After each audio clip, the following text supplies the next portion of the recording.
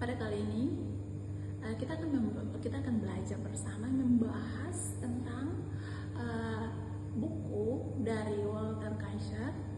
Di sana dia membahas tentang bagaimana tujuan dari penciptaan, tujuan dari janji-janji Allah yang Allah ingin sampaikan kepada manusia-manusia yang telah diciptakannya.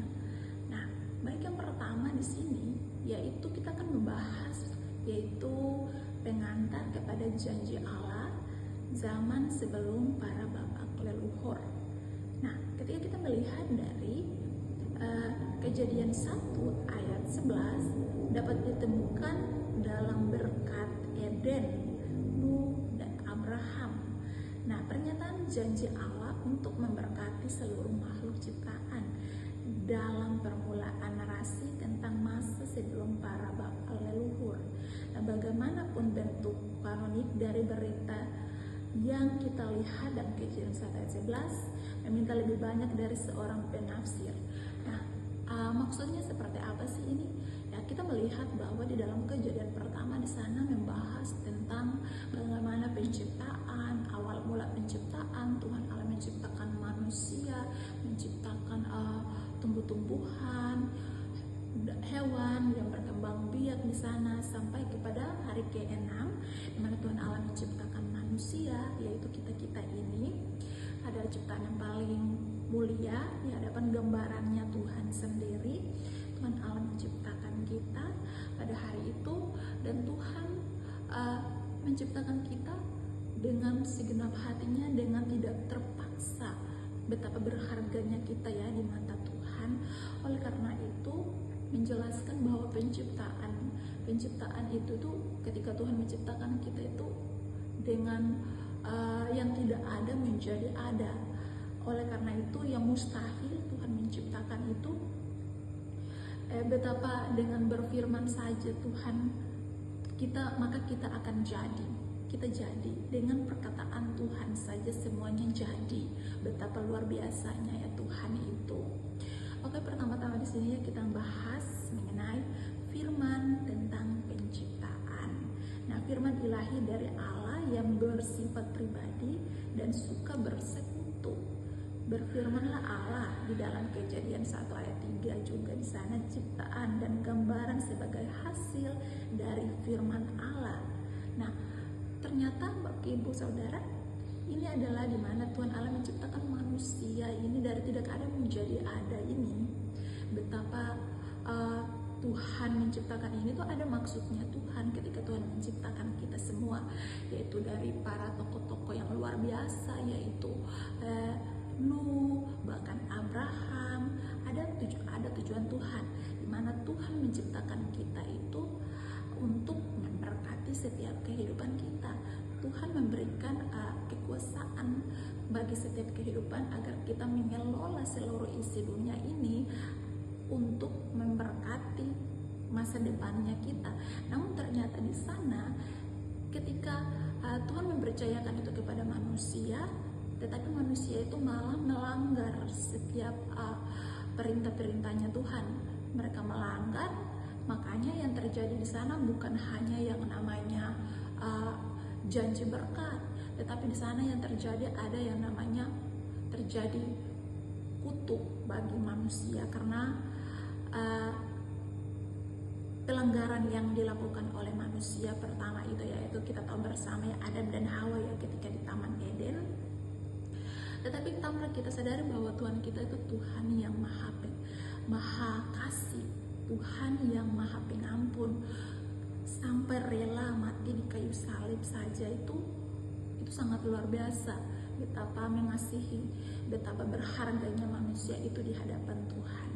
Oleh karena itu di sini firman tentang berkat kita belajar yang pertama, dan yang kedua di sini belajar tentang janji pertama, yaitu ada 3 janji, tetapi kita akan masuk di janji pertama, yaitu janji keturunan untuk menguji ketaatan dan keputusan bebas manusia untuk mengikuti penciptaan.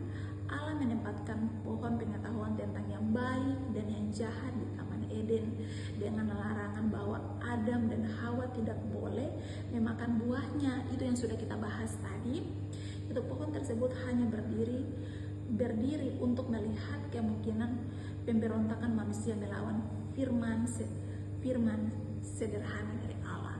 Ya, ini menunjukkan bahwa ketidaktaatannya manusia ketika berada di Taman Eden, inilah yang membuat manusia mendapat yang namanya kutuk. Ya, kutuk.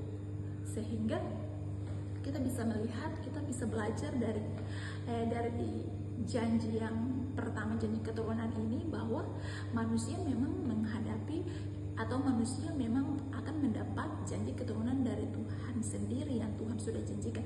Tetapi karena ketidaktaatannya itu manusia mengalami berdosa dan manusia jatuh ke dalam dosa, dan manusia harus menerima konsekuensinya, yaitu mendapat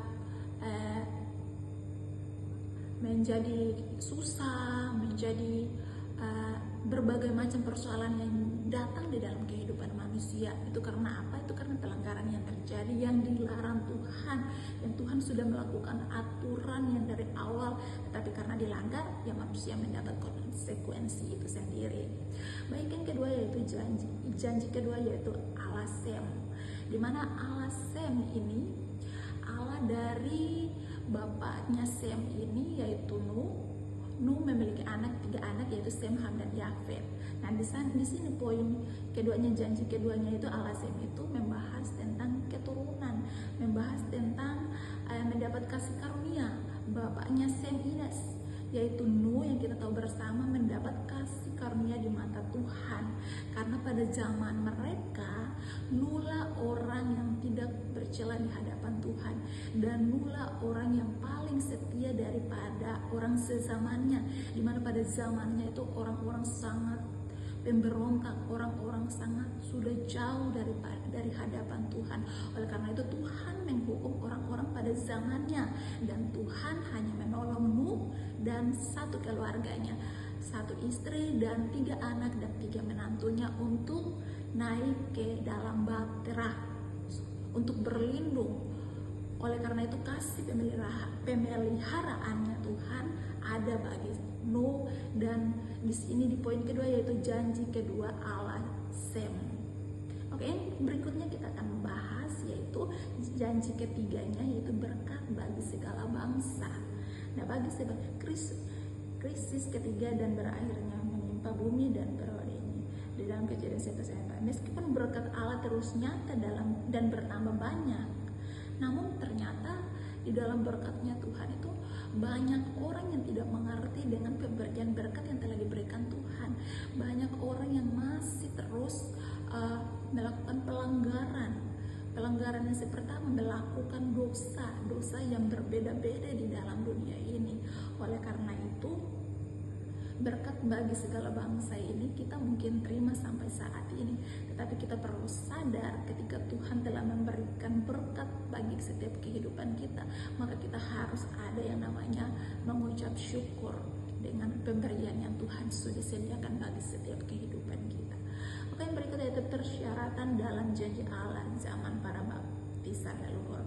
Oke, next berikutnya yaitu membahas firman menyangkut penyataan sifat agung yang diberikan bagi firman Tuhan pada zaman sebelum para bapak leluhur tidak lenyap